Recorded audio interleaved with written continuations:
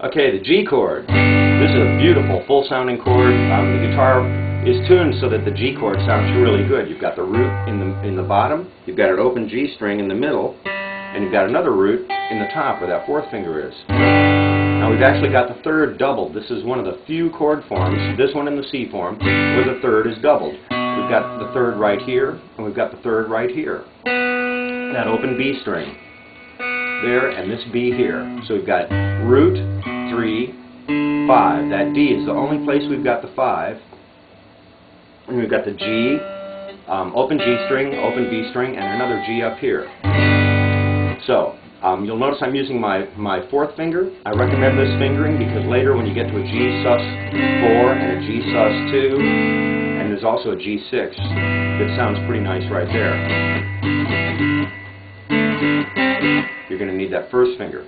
But this is an acceptable fingering, where you use your second finger, your first finger, and your third finger over here. Now there's another fingering for this chord that instead of having this open B string, we hold a D on it. And that's this one, and it's a little more open sounding voicing. It's got the third down here in the root. So we've got our second finger on the root, first finger on the third, we've got an open B string, an open G string, and then our third finger is on a D on the B string, and our fourth finger's got a G up there. And that's a real handy G.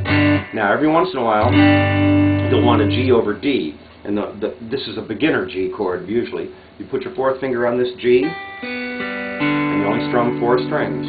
And that's G over D. That's the 5 in the root. Now if you want the third in the root, that's your second finger right here. And when you'll use that is when you're going from the G chord, and then you play the G over B, and then it gives you motion in some songs where you want.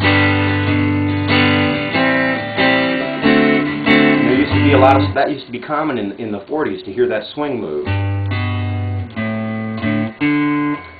So the chord sounds like it's changing.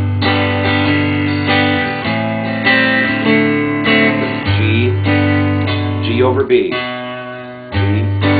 over B, and all you have to do is accent that B and mute this low G, and your finger doesn't even move that much, but G over B. There'll be a song sooner or later where you'll hear that sound and you'll say, what chord is he changing to? He's not changing chords. All he's doing is changing the root. So.